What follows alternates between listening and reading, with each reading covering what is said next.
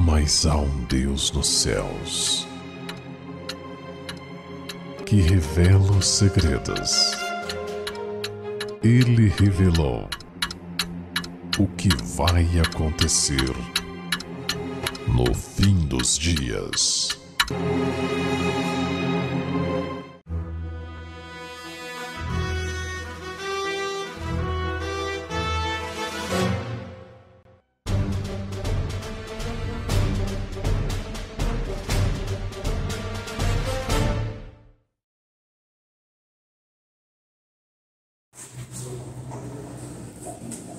Graça e paz da parte de Deus o Pai e do nosso Senhor Jesus Cristo. Amém. No livro do Apocalipse, no capítulo 3 do livro de Apocalipse, nós vamos encontrar uma das cartas às igrejas. E quem sabe, exatamente nesse capítulo 3 nós vamos encontrar algo que nós não gostaríamos de ouvir. Realmente nós não gostaríamos de ouvir. Quando você estuda a carta a Laodiceia, e Laodiceia é povo que julga, você lê toda essa carta e você vai entender algo bastante triste sobre os nossos dias.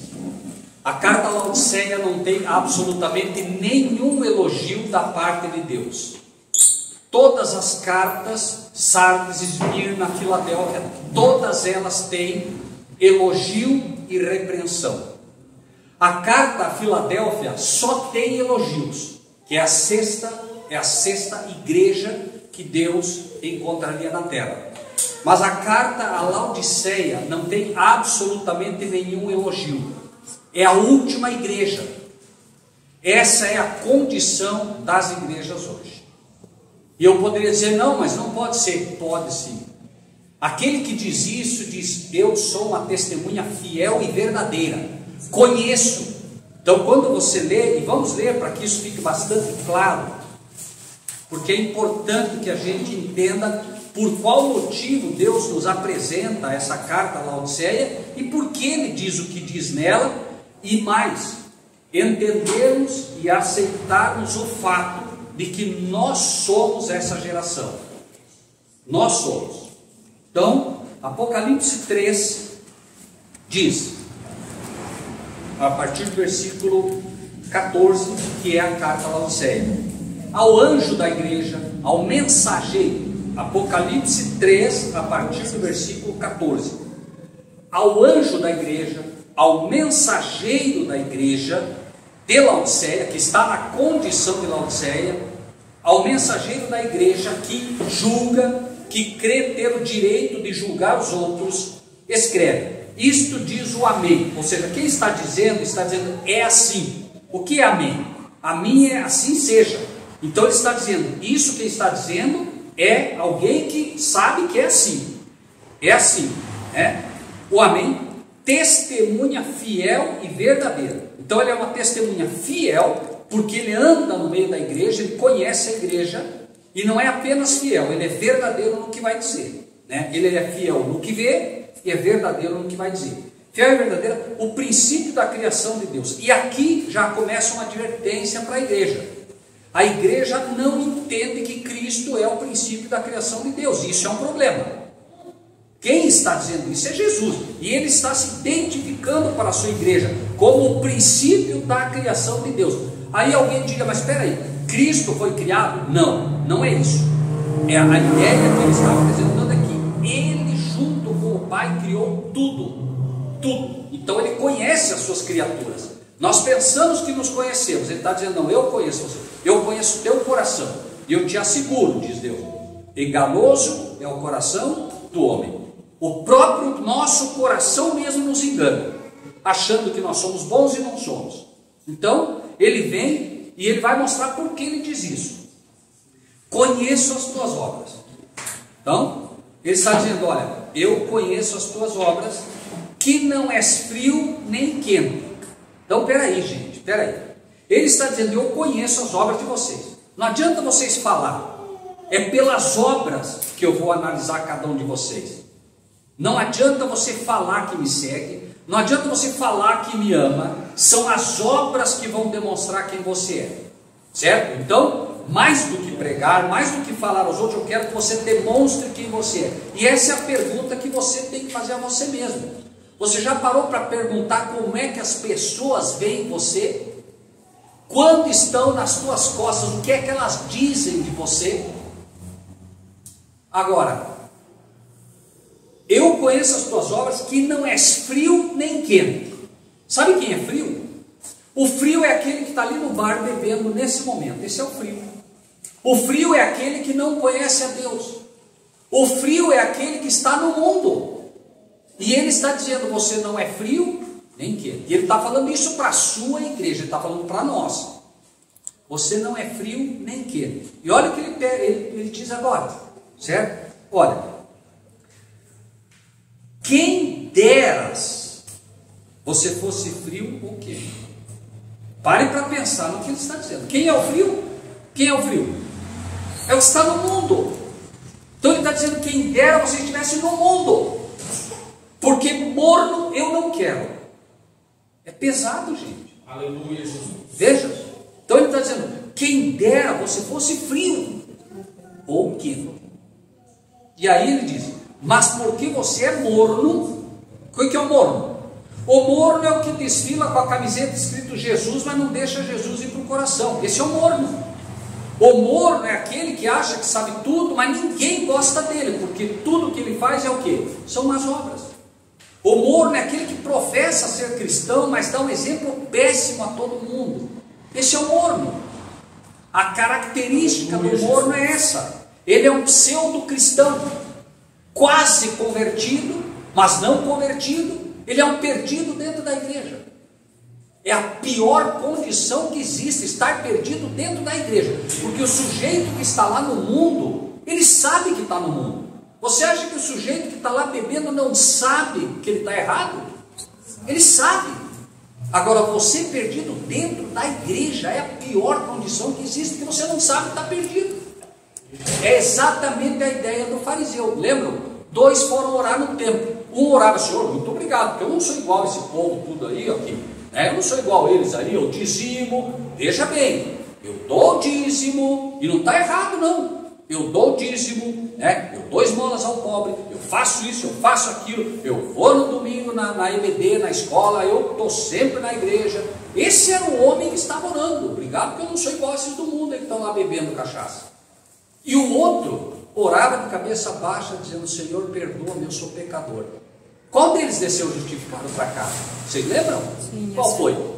O que dizia, eu sou pecador, não é aquele que dizia, eu sou bom cristão, eu vou sempre na igreja. Não, não. Irmãos, convertido não é convencido. Muitas pessoas são convencidas de uma verdade. A palavra de Deus diz, e é dolorido de novo, gente, mas é isso que cura. Ele faz uma pergunta simples, ele diz, tu crês que é um só Deus? Bíblia, fazes bem, até os demônios creem. Peraí. Ele pergunta como se você crê que é um só Deus. Sim, eu creio. Até os demônios creem. Quer dizer, qual a vantagem que você tem então? Se até os demônios creem. E os demônios estão perdidos. E aí? Onde está a diferença? Confiar. Há uma diferença enorme entre acreditar e confiar. E aí, ele simplesmente apresenta, assim porque és morno, não és frio nem quente, vomitar-te da minha boca. Mas aí ele apresenta um problema. Veja, Deus não fere se não for para curar. Até aqui, tudo que ele pede é que você diga, Senhor, está dolorido esse sermão, está doendo. Mas Senhor, se o Senhor está falando, e não sou eu que estou falando, gente, não é Rogério, não é mensageiro, aqui é Deus falando. É a palavra dele. Então, ele diz, onde está o problema? Porque você diz, como dizes, rico sou, estou enriquecido e de nada tenho falta. Pare para pensar. Você vai tentar apresentar a palavra de Deus para alguém. Essa pessoa diz, eu sou, vamos ser francos aqui, tá bem? Não, eu sou presbiteriano há 40 anos, sou ancião da igreja. Você vem querer me ensinar de Jesus? rico, enriquecido, de nada tendo falta. Eu sou pastor, você veio querer me ensinar? Rico, enriquecido, de nada tendo falta. Nicodemos era um grande pastor, não era um pastorzinho, não, era um grande pastor. E ele chegou de noite em uma entrevista com Jesus, e ele chegou como quem fala de igual para igual: ô mestre, sabemos, Nicodemos, se você não nascer de novo, você não pode ver o reino do céu.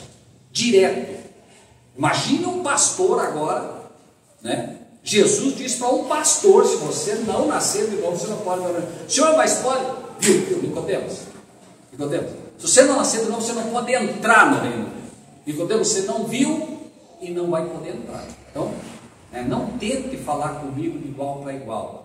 Jesus está dizendo para Nicodemos: abre teu coração, Nicodemos, e aceita a palavra, só isso, Nicodemos. A palavra vai curar.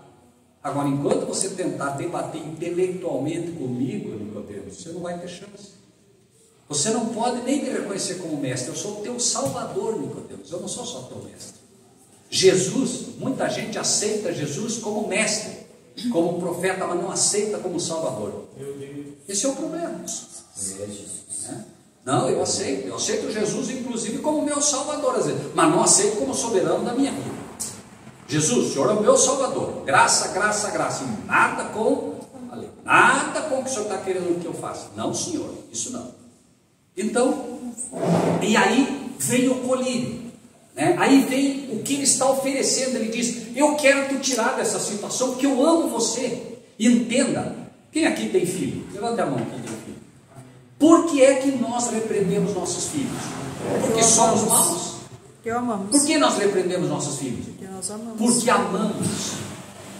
Então nós vamos ver agora que maravilha o que ele apresenta para nós. Aceitou? Aceitei, Senhor. Então vamos lá, agora você está pronto. Então, olha o que ele diz. Como diz: rico sou, estou enriquecido e nada tenho falta. Não sabes, não se engane, você não conhece teu coração, você não sabe que é o quê? Miserável, pobre. Desgraçado. O que é um desgraçado? Decaído da graça. Pessoa isenta da graça. Você não entendeu o ABC do Evangelho ainda. Você não entendeu que a graça é um favor imerecido. Você não entendeu, você está achando que a graça é qualquer coisa. A graça, irmãos, é um favor, mas não é apenas um favor. É um favor que eu não mereço. Então, se eu chego para pedir algo para alguém, eu vou pedir algo para o meu irmão. Eu preciso de algo. Eu vou chegar brigando com ele? Eu vou chegar acusando ele? Não. Eu vou chegar procurando fazer amizade com ele. E é assim que nós devemos nos comportar em relação a católicos, a qualquer outra igreja, entre aspas. Por quê? Porque nós somos devedores a gregos e a bárbaros. Sabe o que é um devedor? Nós devemos a eles. Devemos. Então não se sinta superior nunca. Por quê? Porque nós temos um débito com eles. Que débito é esse, Senhor? Se nós conhecemos a graça de Cristo e eles não conhecem, quanto custou para nós essa graça? Quanto? Nada. É um favor imerecido. Então, eu chego e entendo que sou um desgraçado, miserável, pobre, cego e nu. Quando eu entendo isso e digo: Senhor, eu aceito, eu não consigo ver. Senhor, se o Senhor me disser que eu sou cego, eu não consigo ver que eu sou cego. Eu achei que enxergava alguma coisa na Bíblia. O Senhor me diz que eu estou nu. O Senhor me diz que eu estou desprovido da tua justiça. Senhor, eu não consigo ver, mas eu aceito. Se o Senhor está falando, eu estou olhando roupa aqui, estou achando que estou vestido, o Senhor está me dizendo que eu estou nu, então eu estou nu. Desprovido da tua justiça. Certo? E aí, cego. 18. Então, como é que ele vai curar a minha cegueira? Como é que ele vai me curar a falta da graça? Como é que ele vai curar a minha miserabilidade ou a minha pobreza e a minha nudez? Então veio o remédio. Ele agora apresentou o remédio. Já te apresentou os sintomas, apresentou o teu problema. Agora vem o remédio, né? Aconselho que de mim compres o quê? Ouro. Ouro. O que é ouro na Bíblia? Profeticamente, irmãos, estamos em profecia. Ouro é fé. Aconselho que de mim compre fé. E o que é fé? O que é fé, irmãos? A fé é a firme convicção das coisas que se esperam, a certeza daquilo que não se vê. E onde eu compro fé? Orando? Não. Não, não é. A Bíblia não diz que a fé vem pelo orar. A fé vem pelo ouvir. E pelo ouvir, A palavra de Deus. é pelo ouvir, e não é pelo ouvir qualquer coisa. Não é pelo ouvir um sermão bonito. Não é para sair daí, nossa, eu me senti tão bem, que sermão maravilhoso. Não! Isso aqui é um hospital, gente. Hospital. E nós viemos no hospital encontrar o grande médico das almas. Você conhece alguém que se sente bem no hospital? Eu não conheço. Eu fiquei 9 anos no hospital e acreditem, não é nada bom. Nada bom. Mas cura. Então o médico das almas vem e te apresenta uma questão. E no momento que você diz, não, eu vou naquela igreja porque eu me sinto bem, saia de lá correndo. Por quê? Igreja não é local para se sentir bem. Igreja é local para se encontrar com o grande médico que é Cristo Jesus. E se for repreensão, que o seja. E se for consolo, que o seja. Deus sabe o que cada um precisa. E Ele está dizendo o que nós precisamos. Ele está dizendo, aconselho de mim, compre ouro. Se Ele está te dizendo que é para comprar ouro, é porque eu não tenho. Ou Ele vai te oferecer o que você tem já. Os discípulos achavam que tinham fé. Eles achavam. E Jesus disse para eles o quê? Se vocês tivessem fé, de que tamanho? Tamanho do grão de mostarda, não dá nem para ver. Você consegue segurar, mas não consegue ver. Se tivesse grão do tamanho, tivesse fé do tamanho do grão de mostarda, você diria para esse monte, sai daqui, ele sairia dali. Alguém aqui já falou para o monte, sai daqui, vai para lá, e o monte obedeceu? Eu não conheço. Isso quer dizer que a fé nossa não está bem, não adianta se enganar. Agora, a maravilha disso qual é? Eu repreendo e disciplino os que eu amo. Então, aconselho de mim, compres ouro provado no fogo para que tenha riquezas, e roupas brancas para quê? O que é roupa branca? Profeticamente falando, Pura. vestimenta, a justiça de Cristo. Quando Adão pecou, Adão foi lá, pecou. Agora Adão se vestiu com folha de figueira. Estou coberto, estou bonito. O que Jesus fez? O que ele fez? Adão, está vendo o cordeirinho? Mata o cordeiro, tira a pele, agora você vai se vestir com a pele dele. Folha de figueira não vai apagar teu pecado, não vai esconder teu pecado. É a pele do cordeiro e a justiça de Cristo, Adão, que você precisa. E cada um de nós. Nós precisamos da mesmíssima pele do cordeiro, simbolicamente apresentada a Adão, que naquele momento vestiu ele. A lição começou ali. Adão, folha de figueira não vai cobrir teu pecado. Não adianta você querer esconder teu pecado. Não adianta querer agora resolver teu problema. Você criou o problema, resolver você não consegue. Quem vai resolver teu problema é o segundo Adão. Cristo Jesus virá um dia e Ele vai morrer pelos nossos pecados. Eis o Cordeiro de Deus que tira o pecado do mundo. E a gente encontra muita gente que fica lamentando os seus pecados. Vamos lá. Irmãos, vamos fazer um exemplo bem simples aqui. Você, desde que nasceu até hoje, você tem 1.800.000 pecados. Bem? 1.800.000 pecados. E aí, você em algum momento aceitou Cristo. Quando uma mulher vai numa loja comprar um pedaço de tecido para fazer uma saia, me ajudem se eu falar alguma coisa aqui que não bate muito, porque, obviamente, né? Vocês vão e pedem 2 metros de tecido para fazer uma saia. Chega em casa, você abre o pacote, tem 1 metro de tecido. O que você faz? Volta a reclamar. O que você faz? Volta a reclamar. Por quê? Por quê? Porque você comprou 2, está faltando? Jesus comprou você e pagou pelos 1.800.000 pecados teus. Entregue o que é dele. Os teus pecados são dele agora. Não tente carregá-los mais. Da mesma maneira que você tem o direito dele, tá? Deus te dá o direito de dizer: os pecados agora são dele. E Ele quer. Acredite, Ele quer. Então, quando você ora e esquece que ao se levantar dali, da mesma maneira que você orou pedindo que Ele te perdoe, você tem que levantar dali crendo que Ele perdoou. Crendo. Porque se você sair dali e não acreditar que perdoou e tentar olhar para você e dizer: deixa eu ver se eu estou melhor, você não vai achar nada de melhor em você. Porque a fé é a firme convicção das coisas que não se vê. E nós precisamos entregar. Ele está pedindo. Ele comprou e pagou. E Ele pagou com a sua vida. Então é preciso entregar o que é dele. Os teus pecados não são mais seus, são dele. E isso ocorreu aonde? Há muito tempo atrás, aonde? Com os hebreus. O que aconteceu? Feridos pela serpente, todos mordidos pela serpente, um monte deles morreu porque fizeram o quê? O que eles fizeram? Moisés levanta uma serpente e diz: olhem para a serpente, olhem para a serpente. O que eles fizeram? Ficaram olhando para a ferida, ficaram olhando para a mordida da serpente, ficaram olhando para os pecados. Olhem para Cristo. Aquela serpente naquele momento representava Cristo. Por quê? Porque alguém um dia morreria com todos os pecados sobre si. Essa era a lição. Então nós precisamos olhar para Cristo. E o que mais que é para comprar? Tem mais uma coisa que é para comprar: ouro, que é a fé; vestiduras brancas, que é a justiça de Cristo. E o que mais que é para comprar? Colírio. Unja os teus olhos. O que é colírio? Para que é o colírio? Poder enxergar. Esse é o Espírito Santo.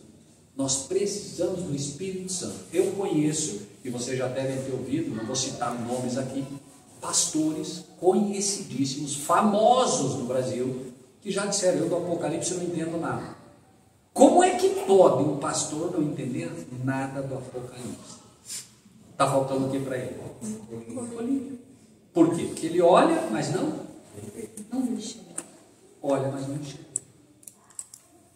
Então, em algum momento, todos nós vamos ter que nos defrontar com esta verdade. E aí, quando nós entendemos, e você diz assim: Senhor, eu aceito. Quanto custa? Quanto custa a fé? Quanto custa a vestidura branca? Quanto custa o colírio?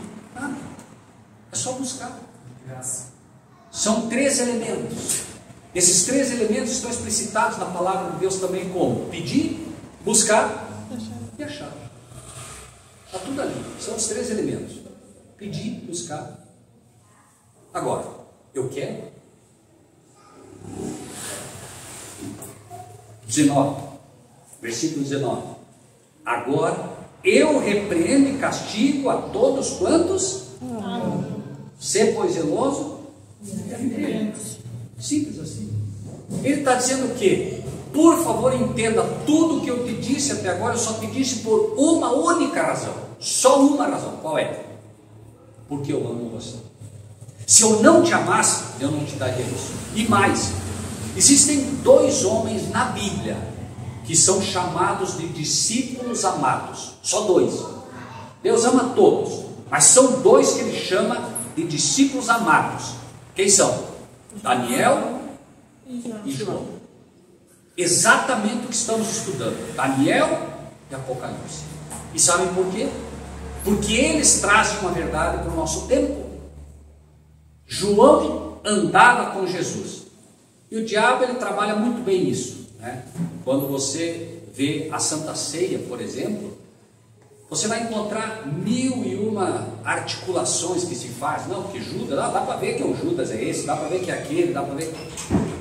Jesus lavou os pés primeiro de Judas. Por quê?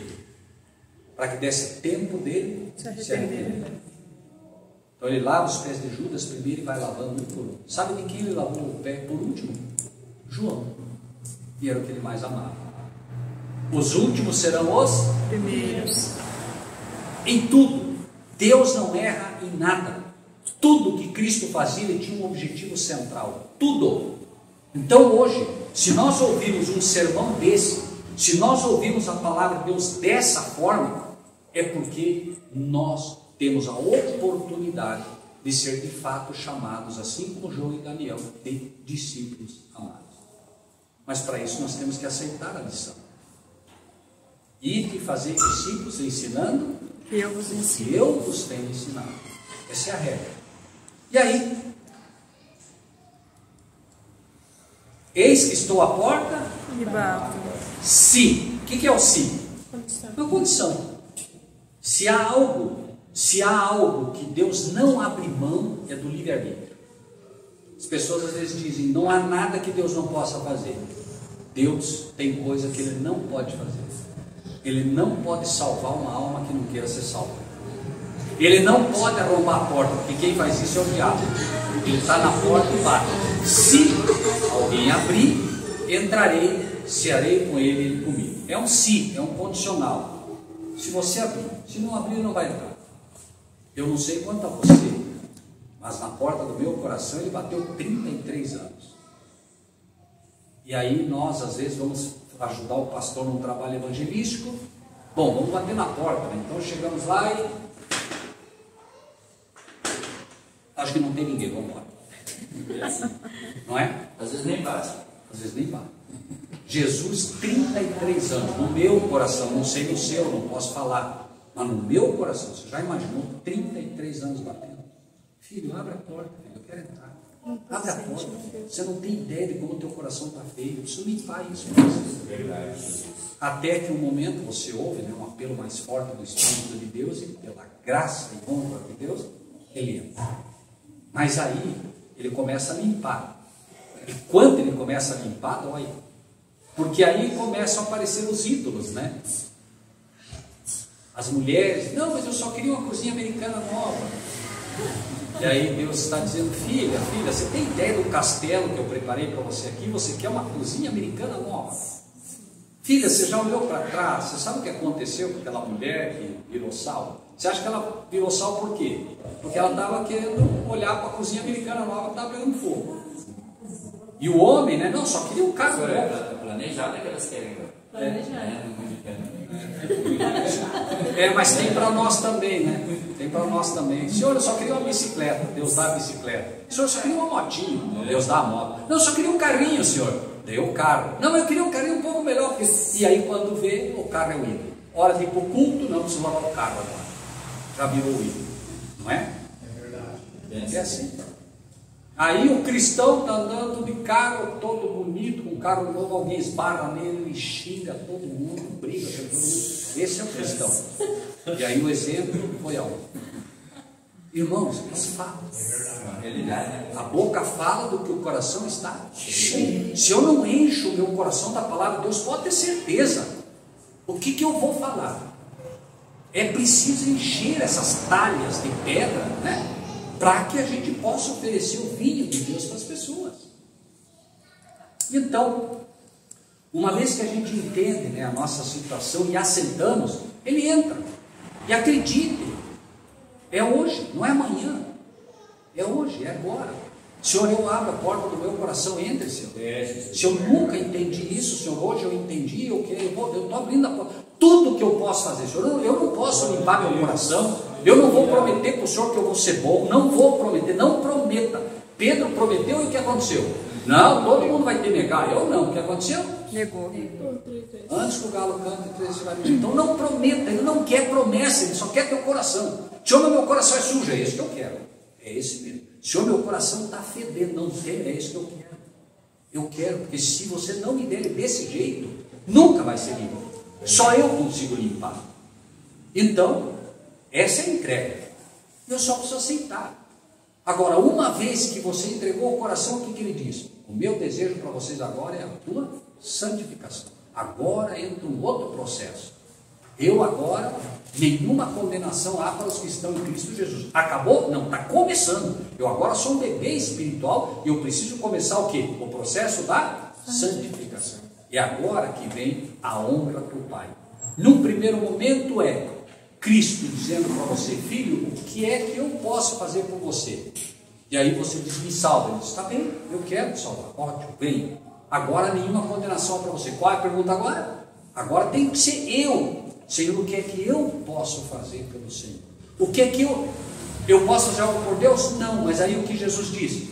Quando fizeste um desses pequeninos, a mim fizeste. Então agora é hora de você fazer. Agora é hora de demonstrar pelas obras que você é um cristão de verdade. Nós não vamos ser julgados pelo que falamos. É verdade que por tuas palavras serás condenado, é fato. Mas o julgamento não é pelas palavras, o julgamento é pelas obras. Salvos pela graça, julgados pelas obras. Deus é justo ou não é? Então, eu convido os irmãos aí para Daniel, capítulo 2, uma vez que a gente entende, e alguém diga, mas isso não tem nada a ver com o que vamos estudar aqui agora, né? Tem tudo a ver. Se nós não entendermos a nossa condição, não há remédio que nos cure. Eu preciso saber qual é o meu problema se eu quero ser curado. E o meu problema, ele é muito maior do que eu imagino. Então, uma vez que eu aceitei, eu abri a porta do meu coração, eu não preciso nem falar, basta que eu pense. O Senhor sabe, né, o que está no meu coração. Agora ele abre Daniel 7. Daniel 7, então, a partir do versículo 17. De forma muito rápida, em Daniel 7, vamos bem rapidinho, tá, para a gente poder avançar. Em Daniel 7 foi apresentada uma profecia, que é uma extensão da profecia de Daniel 2, onde Deus mostra os reinos que dominariam o mundo até a vinda de Cristo. Quem lembra? O primeiro animal qual era? Leão. Segundo, urso. Terceiro, leopardo. Quarto, dragão. Deus apresenta, através de uma profecia simples, na primeira profecia de Daniel 2, ele apresenta os minérios, e cada um dos minérios simbolizavam os reinos que dominariam o mundo até a vinda de Cristo, certo? E aí, em Daniel 7, ele apresenta os mesmos reinos, porém agora em forma de animais, porque ele vai avançar na profecia. E quais eram? O leão simbolizava Babilônia, certo? O urso, a Medo-Pérsia, isso é história, cara, né? Leopardo, a Grécia, e o dragão, Roma, certo? Então, essas eram as nações que dominariam o mundo até a vinda de Cristo, certo? E aí apresenta o dragão com 10 chifres e 7 cabeças, certo? Os pés da estátua que apresentavam que Cristo viria tem quantos dedos? 10.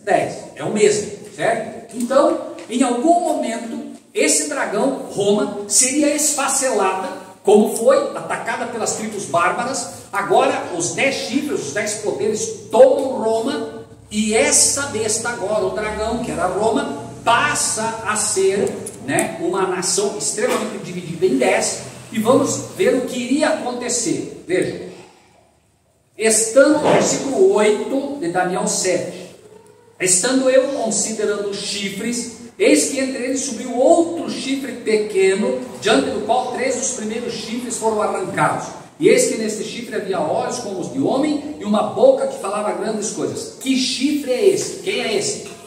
Quem é esse?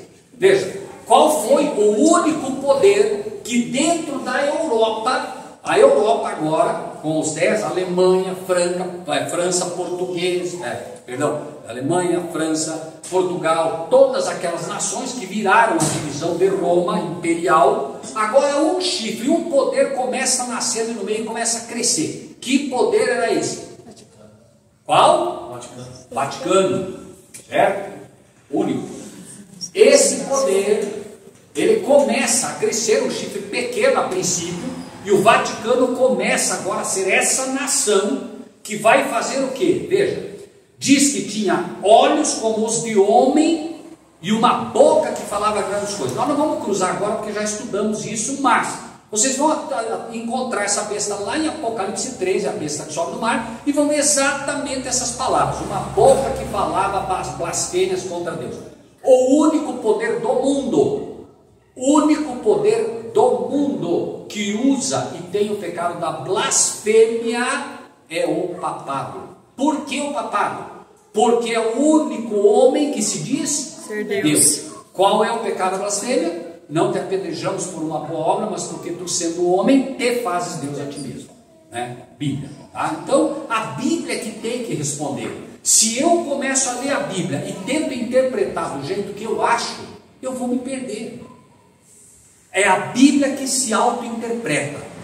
Todos os simbolismos bíblicos têm que ser representados pela própria Bíblia, senão a gente se perde, né? Então, nós vimos isso tudo, e aí vamos para o versículo 17 agora, tá? Veja, tudo que nós apresentamos como sendo a profecia baseada na visão que é dada a Daniel.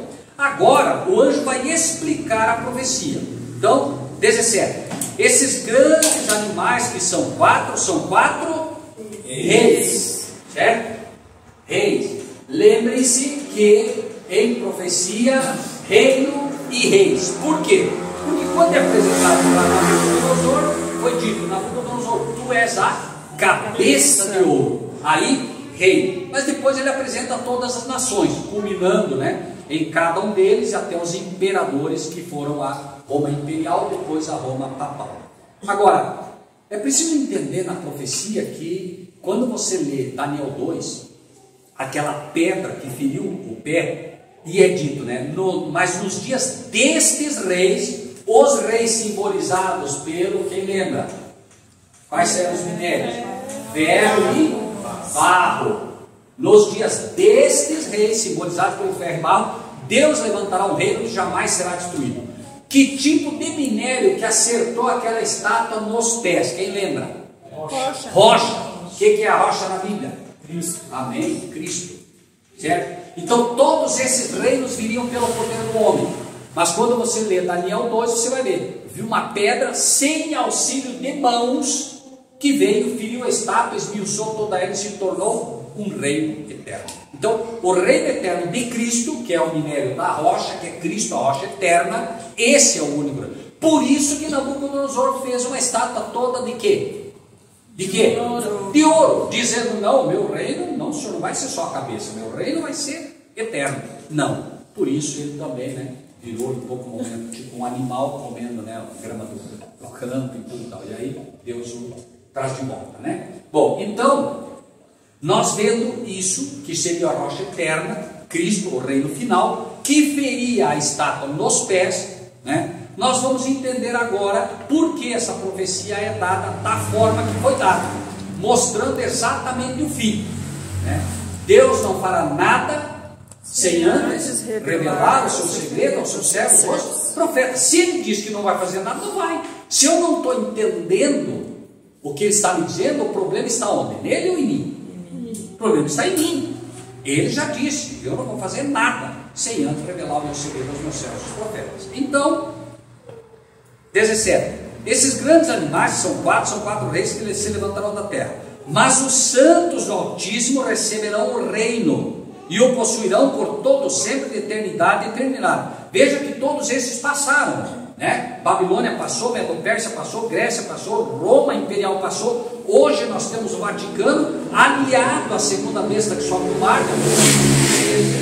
E esses dois elementos, diz a profecia, esses dois elementos no tempo do ferro e do barro, né, é que estariam criando aquilo que hoje, até há pouco tempo, acusavam de ser uma teoria da conspiração, que hoje já se sabe é a nova ordem mundial. A nova ordem mundial está se formando, nós já temos o G8, estão falando em G12, mas vai ser G10. Por quê? Porque a profecia não erra. A profecia diz que são 10 chifres e são 10 dedos. Não tem como ter 12. Então, podem fazer o que quiserem, no final das contas vai fechar em 10. O mundo está dividido em 10 blocos e cada bloco terá um chifre responsável profeticamente, né? E esses 10 chifres, por exemplo, no Brasil, poderia ser através do Mercosul, obviamente, poderia ser o presidente hoje, pode ser o presidente amanhã, pode ser o presidente da Argentina, isso hoje a gente não sabe, mas é um fato que serão 10 blocos, e esses 10 blocos obedecerão a um rei supremo, que será o Papa, certo? Quem viver, verá. Profecia não falha, é só estudar. Agora, é pesado? Claro! Né? O que aconteceu na época de Roma? Os imperadores eram considerados deuses, os Césares, né? E é por isso que a evolução profética não falha. Por quê? Quando você lê o Apocalipse, ele tem sempre, é bom lembrar, ele tem um objetivo. Qual é? Qual é o objetivo do Apocalipse? Revelação de Jesus Cristo, a qual Deus lhe deu para mostrar aos seus servos as coisas que brevemente vão acontecer. O Apocalipse tem um objetivo de ensinar o futuro. Mas para ensinar o futuro, nós vamos entender o método de Deus. Apocalipse 1,19, certo? Escreve as coisas que tens visto, as que são e as que depois dessas vão acontecer. Então ele mostra o passado, mostra o presente, para a gente poder entender o futuro, certo? Nada novo. Eclesiastes 1,9, né?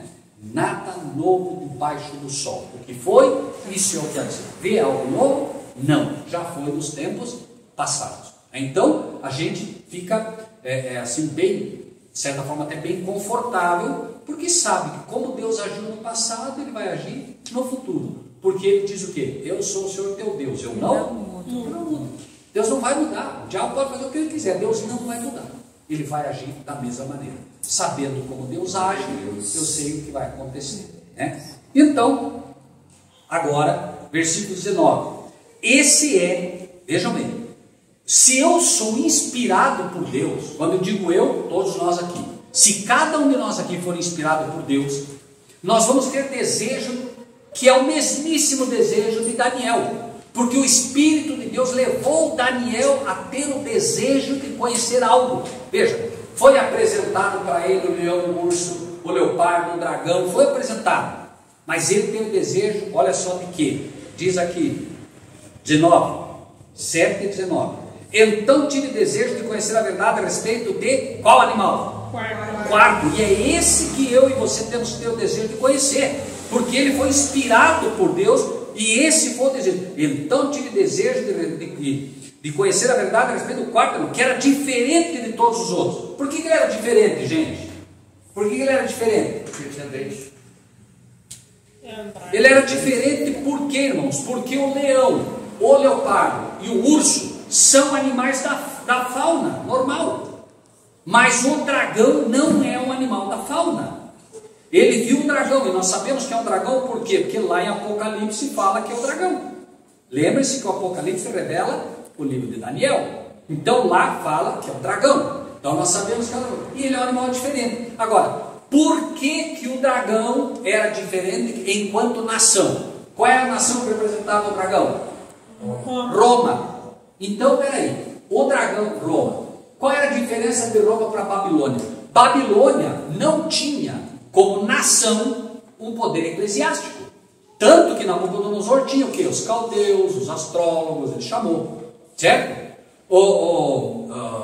Dario, o Medo, ou Ciro, o Persa, também não tinha essa pretensão. Quando você estuda, por exemplo, Alexandre o Grande, diz que ele tinha asas de ave. O negócio dele não era asas de águia como Babilônia, asas de ave. O negócio dele era domínio terreno. Ele não tinha pretensão de ser Deus. Agora, os Césares, que eles tinham? Todos se consideravam deuses. Certo? Por isso que se fala do Deus Sol, que era o Deus que os romanos adoravam e adoram até hoje, né? O Deus Sol. A gente vai ver isso um pouco melhor mais à frente. Então, eu tive desejo de conhecer a verdade a respeito do quarto animal, que era diferente de todos os outros, muito terrível, cujos dentes eram de ferro. Vejam aqui a identificação. O dente era de ferro, como você falou. Qual era o minério que representava Roma lá na estátua? Ferro. Né? As suas unhas de bronze, que devorava, fazia em pedaços e pisava aos pés o que sobrava. E também a respeito dos 10 chifres que tinha na cabeça, do outro que subiu, daquele chifre que tinha olhos e uma boca que falava grandes coisas e cujo parecer era mais robusto do que os seus companheiros. Ele quis saber a respeito do quarto e queria saber a respeito do chifre, porque ele viu que o chifre saiu da onde? Dos 10. Então tinha os 10, apareceu um chifre no meio dos 10, esse chifre inclusive derrubou os 3, que eram exatamente as tribos bárbaras que fizeram frente ao papado, não aceitaram a hegemonia papal no ano 508, e aí o que aconteceu? Ostrogodos, visigodos e éramos, eram 3 que não existem mais. Por quê? Porque o papado acabou com eles. Os ostrogodos foram os últimos que o papado derrotou, e o papado derrotou eles exatamente no ano 538, que é quando começa a chamada supremacia papal. Isso é história, né? Claro que estudando um pouquinho a gente entende, mas assim, aqui começa a famosa e triste Inquisição. Eles matam, né? Acabam os ostrogodos, aí começa a perseguição aos valdenses e a todos os cristãos que não aceitavam o papado como ele se autodenomina, como até hoje, Papa. O que quer dizer Papa? Pai. O que a Bíblia diz sobre isso? Ninguém chameis de vosso Pai na terra, porque um só é vosso Pai que está no céu. Qual é o nosso Pai espiritual? Deus. É o nosso Deus. Então, quando eu digo Papa, né, eu me curvo a ele como se ele fosse meu Pai espiritual, eu estou cometendo uma idolatria grave, porque Deus diz claramente que não é para fazer. Então, isso é um ataque. Ah, está falando mal do Papa? Não. Quando alguém deu um tapa em Jesus, que disse para ele, né, assim tu falas ao sumo sacerdote? Jesus disse, se eu falei mal, se eu falei bem, perdão, se eu falei mal, por que me fere? Se eu falei mal, dá testemunho do mal, perdão. Se eu falei bem, por que você me fere? Jesus estava dizendo o seguinte, o que eu falei de errado? Então, quando eu falo que o Papa é a besta na terra, eu estou falando bem. Por que estou falando bem? Porque estou falando lá. Simples assim. Se eu falar que ele é um homem extremamente espiritual e pai do cristianismo, eu estou falando mal. Por quê? Porque eu estou mentindo. Eu estou enganando. Pesado, duro, não é? É Bíblia. Nós precisamos ser de fato como foi o nosso mestre. Ele não tinha medo de falar a verdade. João Batista, por que João Batista foi decapitado? Ele falou a verdade. Falou a verdade. E a verdade diante de um rei. Não tenha visto estar com essa mulher. Não tenha visto. Você está com uma mulher que está adulterando. Era bem. Enfim. Então, diz o texto 21. Olha só. Eu olhava, 21, 7, 21. Eu olhava, e eis que este chifre fazia guerra contra quem? Contra os feiticeiros? Foi contra os feiticeiros que eles fizeram guerra? A Inquisição matou o feiticeiro? Matou? Não, quem que matou? Fazia guerra contra os santos e prevaleceu contra eles. Alguém, por favor, abra sua Bíblia em Apocalipse 13, 7, só para a gente detectar quem é esse chifre. Diz que ele fazia o quê? Guerra contra os santos e venceu eles. Certo? Quem achar Apocalipse 13, 7, quiser ler em voz alta, só para a gente identificar o personagem aqui para não ficar ele. Tem muito mais. Foi permitido fazer guerra aos santos e vencer. Espera aí. Foi permitido fazer guerra aos santos e vencer. É o mesmo personagem ou não é? Mesmíssimo. Tá? E quem é esse? Não tem outro. A gente já estudou Apocalipse 13, né? São 12. Apocalipse 13, tá? Apresenta 12 aplicações que só cabem ao papado. Só, não cabe ao outro. Deus não erra. E voam interpretações. Né? Chega às vezes, irmão Rogério, mas é Macron, porque Macron, gente, é Macron porque o nome dele é Emmanuel, Emmanuel é o nome dele. E onde é que na Bíblia diz que é por causa do nome? Diz claramente todas as aplicações. Não vamos estudar hoje porque já estudamos aqui, mas todas as aplicações são ao papado. E se Deus reserva um capítulo inteiro para você identificar, é porque você precisa.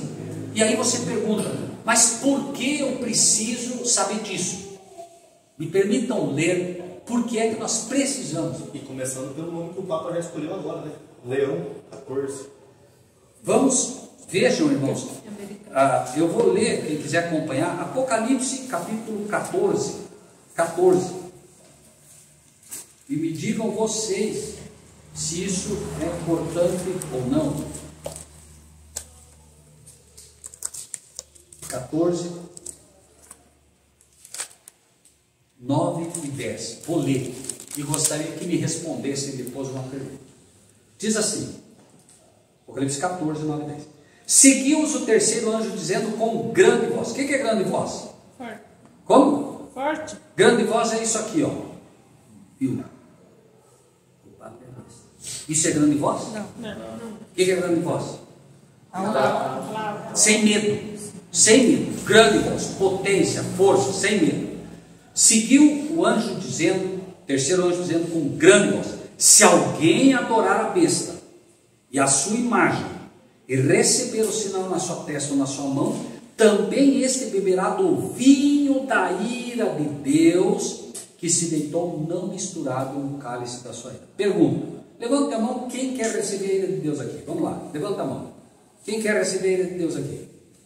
Ninguém? Então nós precisamos saber quem é a besta. Porque veja, ele está dizendo, ó, quem adorar a besta, mas eu não sei quem é ela, então vai adorar. Pode ter certeza que você vai adorar a besta se você não souber quem é ela. Vai adorar. Ou não? Como foi que o diabo apareceu para Jesus? Como foi? Com um tridente, com um chifre, cuspindo fogo. Eu vim te tentar, foi isso? Imagine você 40 dias jejuando, orando e pedindo a Deus força e poder. aparece um anjo maravilhoso na tua frente. O diabo é feio? A Bíblia diz que ele é o cimento de perfeição e formosura. Então aparece um anjo maravilhoso na tua frente, e você agora, encantado com a beleza daquele anjo, diz: nossa, que maravilha, veio um anjo de Deus para me ajudar. Como foi que Jesus venceu? Está escrito. Se tu és, está escrito.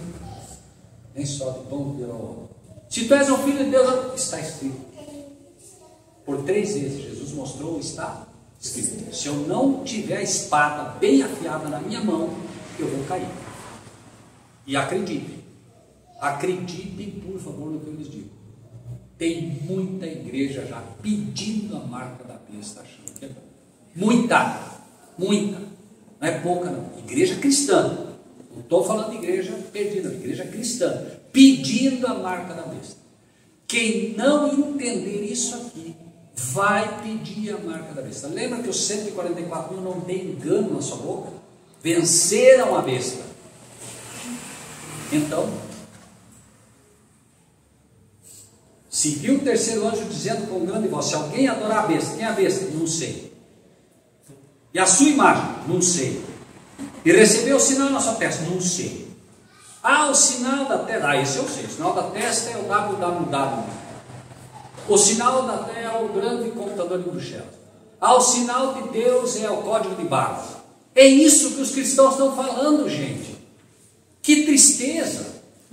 Que tristeza! Ele mostra claramente: aquele que tem entendimento, calcule o número da besta, porque é número de um código de barra. De um homem. De um homem. E o seu número é 666. A gente fez o cálculo aqui, não fez? É só calcular. Se Deus diz para você calcula, calcule, meu irmão. É para calcular, não é para ficar achando coisa. É para calcular. Então, voltando para Daniel 7:21. Eu olhava e eis que este chifre fazia guerra contra os santos, prevaleceu contra eles. É o mesmo que Apocalipse 13, né? Até que veio o ancião de dias e fez justiça aos santos do Altíssimo. Chegou o tempo dos santos possuir o reino. Então, veja, chega um momento que de 538 a 1798 o papado dominou, certo? O papado dominou aqui. Fernanda, se você puder fazer um favor para a gente, enquanto a gente prossegue, abra Apocalipse 13 e leia em voz alta para todos, assim que você achar. Apocalipse 13, 5 e 6, por favor. Então vejam bem. O papado dominou na supremacia papal 538 até 1798. Foi um tempo de perseguição, exatamente isso aqui. No ano 1798, o general Berthier, a mando de Napoleão Bonaparte, confisca o território do Vaticano e leva o Papa preso. Aqui a ferida foi dada ao papado. Pode ler, por favor? Apocalipse 13, 5 e 6. Foi-lhe dada uma boca para proferir arrogâncias e blasfêmias, e foi-lhe dada também autoridade para continuar por 42 meses. Ponto. Foi dada autoridade para a besta continuar por quanto tempo? 42 meses. Preste atenção, quanto tempo? 42 meses. Certo? 42 meses. Um mês bíblico tem 30 dias. 2 0 0 para 2 0 0 3 2 6 para 2 2 1260 dias. Então veja bem, 42 meses foi dada a autoridade para prevalecer contra o santo. 1260. Quem tem calculadora fácil aí? 1798, que é quando o papado pega 538, que é quando ele inicia. Quanto dá? 0, me ajudem aí. 6, 2, coincidência? Exatos 1260 dias proféticos ou anos foi o tempo de perseguição papal. E curiosamente nós vamos encontrar em Apocalipse 11 esse mesmo período, só que agora 3 anos e meio, e vamos encontrar os mesmos 3 anos e meio em Apocalipse 13 do papado. A guerra final será essa. O Armagedon, tão discutido, tão brigado, é a batalha entre os filhos de Deus e os filhos do maligno. Essa é a batalha final do Armagedon. É a mesma batalha do Monte de Meguido. Qual foi a batalha do Monte de Meguido? Elias batalhou contra quem? Contra os 400 profetas de Acera, de Baal. né? É a mesma, a batalha vai se repetir. Nós somos os modernos Elias. Devemos ser, pelo menos. Né? Agora, é preciso aceitar. Nós vamos ter uma Jezabel nos perseguindo. É só ler a carta a Sardes, vão ver que Jezabel ressurge. Não é a Jezabel, né? É agora a igreja caída, né? Que vai perseguir, assim como Jezabel perseguiu quem? Elias, né? Então, 23. O quarto animal será o quarto reino na terra, Daniel 7, 23. O quarto animal será o quarto reino na terra, o qual será diferente de todos os reinos, devorará toda a terra, pisará os pés e a fará em pedaços. Isso é o destruidor, é o diabo que vem, mas ele vem com quem? Ele vem dirigindo um reino, que é o reino do Vaticano, papado. 24. Quanto aos 10 chifres daquele mesmo reino, se levantarão 10 reis, não foi o que aconteceu com Roma? Os 10 reis. Depois se levantará outro, o qual será diferente dos primeiros, e abaterá as 3 reis. Então veja, esse poder que viria, ele iria abater 3 reis. Ostrogodos, visigodos e árabes. A história mostra, né, como foi. E aqui eu gostaria que vocês focassem com bastante atenção. Isso aqui nós não podemos errar. Aqui não. 7:25. O que diz ali? O que diz?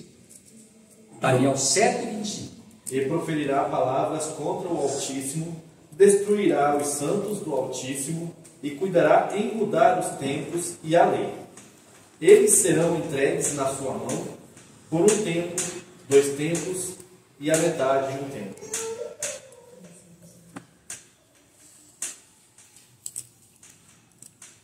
O que ele faria? Veja que Deus está dizendo que o que ele vai fazer é mudar os tempos e a lei.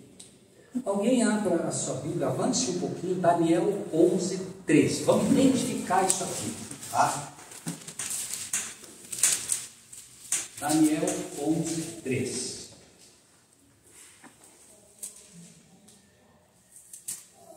Pode ler? Depois se levantará um rei valente, que reinará com grande domínio e fará que ele prover. Veja bem, então o mesmo rei vai levantar com grande domínio, é o mesmo rei aqui, pode ver, domínio, e vai fazer o que lhe aprover. Agora leia o 13, 11:13. Porque o rei do norte voltará e porá em campo uma multidão maior do que a primeira. E ao fim dos tempos, isto é de anos, virá à pressa com grande exército e com muitas riquezas. Veja, você acabou de ler. E ao cabo de tempos, isto é de quê? Isto é de anos. Anos. Tempos, profeticamente, quer dizer o quê? Anos. Então, quando diz que ele cuidará em mudar os tempos, o que ele vai mudar? Anos. Então, alguém mudaria os anos, a forma como se computa os anos, claro, para confundir. E então, o que acontece? Hoje, nós comemoramos o calendário gregoriano, que é do Papa Gregório. Os adoradores de Janus, Deus Janus, o que fizeram? Disseram: nós vamos começar o ano em janeiro, em honra ao Deus Janus, e não mais Abib, que é abril, que é o calendário verdadeiro, certo? E o que aconteceu então? Algumas pessoas, como quem sabe da época, o pastor Gilberto, a irmã, o Cláudio, esse pessoal cristão diz: não, senhor, nós vamos continuar comemorando o ano, iniciando no mês de abril, que é o mês de Abib, né? E eles disseram: então vamos ver. Sabe o que fizeram? Sabe o que o papado fez? Vocês já ouviram falar em 1º de abril? dia da mentira. Dia da mentira. Então eles criaram o dia da mentira para dizer que 1º de abril era o dia da mentira. Por quê? Porque os cristãos se mantiveram firmes e disseram: não, nós não vamos aceitar. Ele mudaria. Quem mudou isso foi o Papa Gregório, que começou com o calendário gregoriano e mudou os o quê? Anos. Que começavam e deveriam começar sempre em abril. E aí o mundo chega, por exemplo, em dezembro, né? Vamos começar o ano novo. Quando vai começar em abril? Biblicamente vai começar em abril. Você pode comemorar o que você quiser, mas até estavam todos muito preocupados, né, com o bug do milênio, que isso, que aquilo, mas o céu está dizendo: viu, é abril. Israel comemora em abril. Oi? Israel comemora em abril. Exato. E nisso eles estão certos. Quando condenaram o Messias, mas nisso estão certos. Claro que erraram ali. Cuidará em mudar os tempos e a lei. Pode, por favor, Eliel, colocar para a gente, só para que os irmãos possam melhor falar, né? Puder ampliar um pouquinho. Não é difícil ler isso, tá? Consegue ampliar, Eliel? Sim. Por favor. Só para a gente ver. Veja, diz que ele cuidaria de mudar os tempos e a lei. O tempo já vimos que mudou, foi Gregório. Lei, né? Não é difícil. Quem sabe dizer qual é o primeiro mandamento? Primeiro mandamento. Amar Deus sobre todas as coisas. Não. Não. Esse é o mandamento. Me permitam, por favor, que você um pouquinho da linha. Olha aqui, ó. Tá? Então, mandamento, veja bem, mandamento dos homens, porque ele cuidaria em mudar os tempos e a lei, certo? Alguém, essa besta que sobe do mar, cuidaria. Então, o mandamento é de Deus: não terás outros deuses diante de mim. Esse é o mandamento. Pode abrir tua Bíblia lá em Êxodo 20, quem quiser. Esse é o mandamento. Deus errou? Não. Deus erra? Não. Está errada essa inspiração? Não. Por favor, irmãos, não me levem a mal. Isso tem que ficar claro no nosso coração. Gente, o que acontece? A Bíblia toda é inspirada por Deus. Toda. Mas só existe uma parte da Bíblia que Deus escreveu com o seu próprio dedo. Qual é? Os mandamentos. Mandamentos. Deus não permitiu que o homem escrevesse. Aí você vai dizer, não, mas na Bíblia está tudo bem. Só que quem escreveu na rocha com o seu dedo foi Deus. Entrega para Moisés escreve, certo? E hoje nós temos a Bíblia. Agora, de toda a Bíblia, não há nada mais sagrado do que os 10 mandamentos da lei de Deus. Porque só ali ele é o escritor. Me entendem? Só os 10 mandamentos Deus escreveu. Então, vamos ver. Disse a besta, mudaria a lei.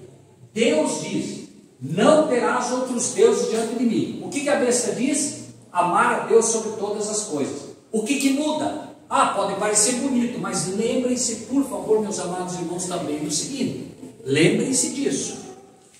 Quando Deus disse, a ordem que Deus deu no jardim do Éden foi: da árvore, do fruto da árvore que está no meio do jardim, não comerás. Foi tudo o que ele disse. Eva disse para o diabo, Deus disse: não tocarás nela nem comerás. Deus disse que não era para tocar? Não disse. Quando Eva acrescenta uma palavra que Deus não disse, o diabo derruba ela. Veja, a Bíblia, no próprio livro do Apocalipse diz: aquele que acrescentar algo à palavra desse livro, eu acrescentarei as pragas contidas nesse livro. E aquele que tirar algo, eu tirarei dele a parte da árvore da vida. Então Deus não quer que tire nada. E não é para acrescentar nada. Agora, só aqui foi acrescentado tudo. Não tem nada do que Deus falou. Veja: não terás outros deuses diante de mim. Esse é o mandamento. E é isso que eu tenho que gravar no meu coração, que foi isso que Deus me disse. E o inimigo diz: amar a Deus sobre todas as coisas. É o inimigo que diz isso, não foi Deus.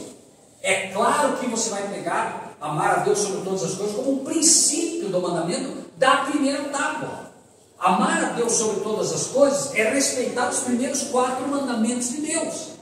E amar ao próximo como a ti mesmo são os outros 6 mandamentos, que é a relação de homem para homem. Então, quando você lê, aí você tem, por exemplo, segundo mandamento da lei de Deus: não farás para ti imagens de escultura, não as adorarás. Isso é um mandamento. Aí você vai para alguém que tem imagem, que adora imagem, e diz: não, mas nós não adoramos, nós só veneramos. Mas o que Deus disse? Deus disse o quê? Não é para fazer.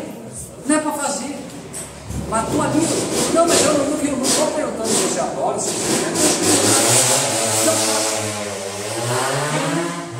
Quem obedece, não faz. Ou não é assim? Não faz. Terceiro mandamento, né? Olha o que diz: não tomarás o nome do Senhor teu Deus em vão. Esse é o mandamento de Deus, certo? Só que o que o inimigo fez? O inimigo eliminou o segundo mandamento. Por quê?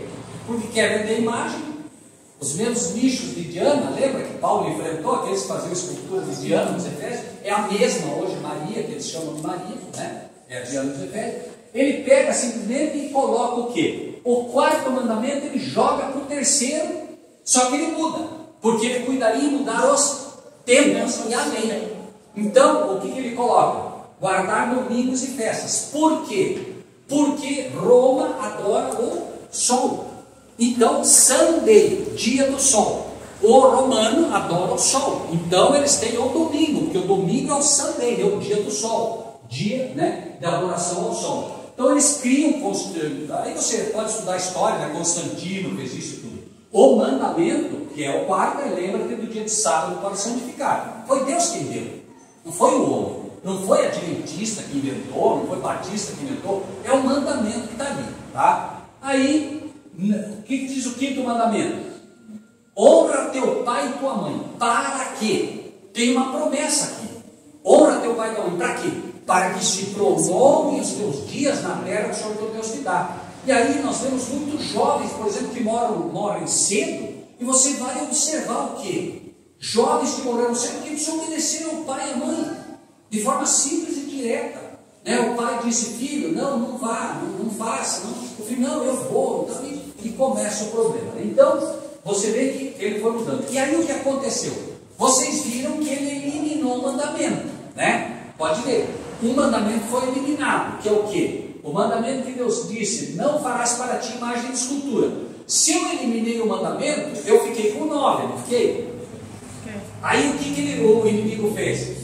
O inimigo pegou o 10º mandamento que diz, veja lá, o 10º mandamento diz, não cobiçarás a casa do teu próximo, não cobiçarás a mulher do teu próximo, e aí vai. Como eles eliminaram o mandamento, eles dividiram o 10º. Olha lá, ó, o 9º mandamento do papado ficou, não desejar a mulher do próximo. E aí o 10º ficou, não cobiçar as coisas alheias. Entende? Dividiram o mandamento 10º para poder fechar os 10, porque claro, qualquer um que chegasse para ele dizia, peraí, mas vocês têm 9 mandamentos, não, nós temos 10, né? Porque aí, né, o inimigo, como enganador, ele procura o tempo todo fazer com que o engano que ele apresenta realmente leve as pessoas, né, a duvidar do poder de Deus. Esse é o papel do inimigo o tempo todo, duvidar, fazer duvidar do poder de Deus, que foi a guerra que ele iniciou lá no céu. Então, a profecia de Daniel 7 identifica alguém que falaria grandes coisas e blasfêmias, e de fato, se vocês observarem a história, vocês vão ver a confissão auricular, né? Deus nunca ensinou nenhum homem a confessar o pecado para outro homem ou para mulher, nunca. É verdade que a Bíblia diz, confessai vossas faltas uns aos outros. Claro, eu saio daqui, começo a falar mal do pastor Gilberto, o que Deus me pede para fazer? Eu tenho que ir lá confessar para ele o meu pecado. Mas por quê? Porque eu ofendi ele. É isso que quer dizer quando a Bíblia fala, né? Aquele que vai e se apresenta no altar, né? Que ofende o irmão, que tal, vai lá. E é fantástico como Deus faz. Vamos imaginar que eu e o irmão brigamos. O pastor Gilberto chega para mim e diz assim, irmão Rogério, vocês precisam se reconciliar. O que eu vou dizer para o pastor Gilberto? O problema é ele que venha se reconciliar comigo. E o que ele vai dizer? Não é isso? Então como é que Jesus resolveu o problema? Se teu irmão tem algo contra ti, vai tu ter com ele. Então, bom, eu vou ter com ele, por quê? Porque ele está bravo comigo, então eu que tenho que ir até ele. Não o contrário. Por quê? Porque eu não tenho desculpa, né? Assim eu não tenho desculpa. E muitas vezes o que a gente faz, eu me lembro, por exemplo, irmãos, isso não digo para mérito do homem, eu me lembro que havia uma família, numa igreja, que há muitos anos, pastor, não se davam, enfim, muitos anos, não se davam de maneira nenhuma. E por alguma razão, naquele momento, eles foram para a igreja, e nós teríamos uma santa ceia. E a gente apresentou a eles a importância do lava-pés. Né? E aí, acredite, no lava-pés eles se uniram. Uma cerimônia simples, né, pastor? A gente dizia uma cerimônia simples.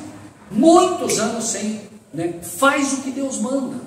É só fazer o que Ele manda, é Ele quem vai tocar o coração das pessoas, né?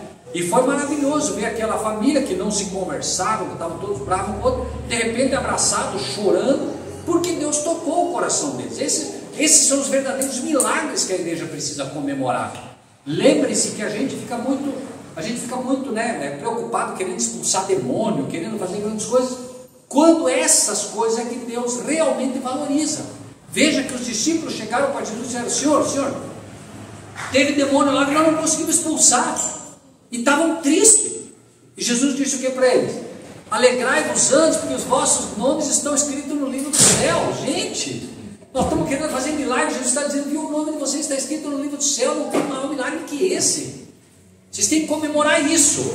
Se vocês nunca fizeram um milagre na vida, lembre-se que João Batista não fez nenhum milagre, e foi chamado de quê? Dos nascidos de mulher. Não houve um profeta igual a João Batista. Foi Jesus quem disse. Não fez nenhum milagre. Então, se eu viver a minha vida toda e não tiver nenhum milagre, eu tenho que olhar pela fé para aquele livro onde Jesus escreveu o meu nome lá. E é isso que tem que me dar alegria. Alegrai-vos antes, que os nomes de vocês estão escritos no livro da vida. Daniel 7, 26. Mas o juízo será estabelecido, e eles tirarão o seu domínio para o destruir e para desfazer até o fim. Não desanime. Eu conheço um monte de cristãos hoje que estão desanimadíssimos com o país, né? Porque estão vendo as injustiças que estão acontecendo, estão vendo, né, o que o país está sofrendo. É um fato, gente. Isso não é ideologia política, não tem nada a ver com isso. A Bíblia apresentava o fato de que viriam juízes, de que venderiam sentenças. Bíblia falando, não é nem fazer comparativo aqui, é mostrar o que a Bíblia diz que aconteceria. Os juízes venderiam sentenças, os juízes não seriam, né, honestos, nós seríamos liderados por pessoas corruptas, tudo isso, né? Você lê, não tem muita dificuldade. Agora, o que é que Jesus fez quando esteve na terra? Havia os mesmos problemas. Tanto é verdade que libertaram um condenado e condenaram um inocente. Você não viu Jesus brigando, se arrebentando? Não. Ânimo. Na hora certa ele vai intervir. Ele diz: eu coloco reis e eu tiro reis. Ele coloca e ele tira. Se ele permitiu, é porque é para estar lá. Então nós temos que aprender a confiar em Deus, ainda que a gente olhe e pense que vai destruir tudo. Chegará um momento em que Deus, aquele mesmo Deus que disse com todas as letras, né, que viria uma rocha sem auxílio de mão humana, destruiria tudo isso aqui e estabeleceria um reino eterno. É nisso que eu acredito, gente. Então, quando eu olho para a terra, quando eu olho para o que está acontecendo no mundo, quando eu olho para o nosso país, com gente sofrendo por falta de remédio, sofrendo por falta, eu olho, procuro fazer aquilo que posso, como cada um de nós tem que fazer aquilo que pode, mas desanimar jamais. Pode-se ouvir nas entrelinhas da Bíblia um Deus dizendo: calma, calma, eu estou no controle de tudo. Eu coloco reis, eu tiro reis. Não há um fio de cabelo que caia da sua cabeça que eu não esteja olhando. Amém? Amém. Amém. Deus seja louvado, meus irmãos. Na palavra de Deus está escrito que nós devemos compartilhar o que recebemos. Assim, se você gostou desse vídeo, dê o seu like, inscreva-se no nosso canal e ative o sininho.